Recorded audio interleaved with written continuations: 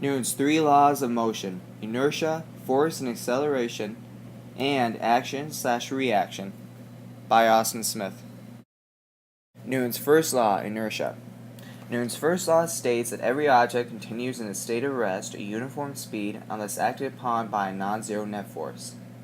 In order for an object to move or get knocked off its path, it must be acted upon by an outside force. The property for a body to resist its change in motion is called inertia. Hence why Newton's first law is coined the law of inertia. For example, a person standing still will stay still unless acted upon by a non-zero net force. This is similar to a ball flying in a straight line. If there was no air resistance or other outside forces, the ball would continue flying in a straight line.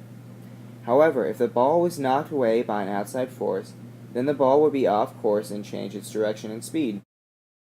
Newton's second law of force and acceleration. Newton's second law states that acceleration produced by a net force on an object is directly proportional to the magnitude of the net force, is in the same direction as the net force, and is inversely proportional to the mass of the object.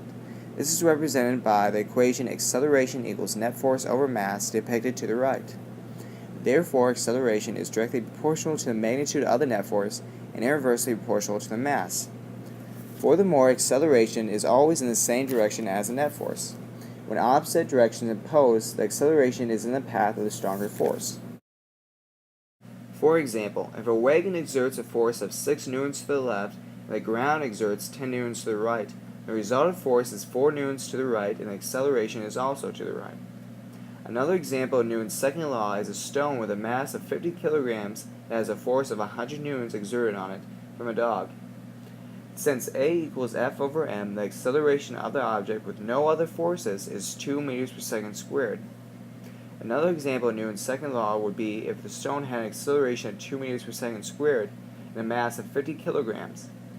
Since Newton's law states that acceleration is inversely proportional to the mass of the object must have a force of 100 newtons applied to it for the statement to be true. Newton's third law, action and reaction.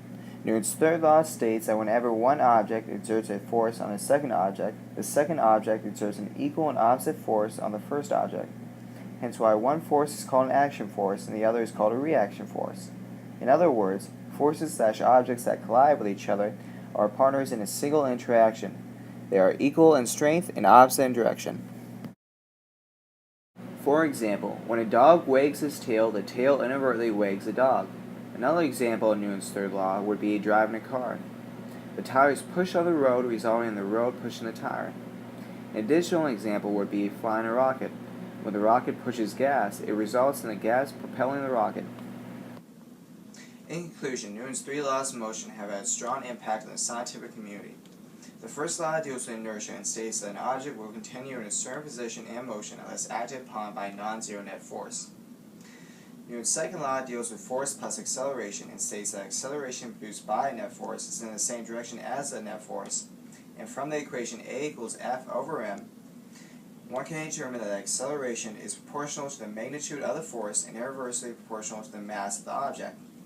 Lastly, Newton's third law deals with action plus reaction. It essentially states when two forces collide, they are equal in strength and opposite in direction. All in all, these laws produce underlying scientific principles that have a strong impact on the scientific community over the years.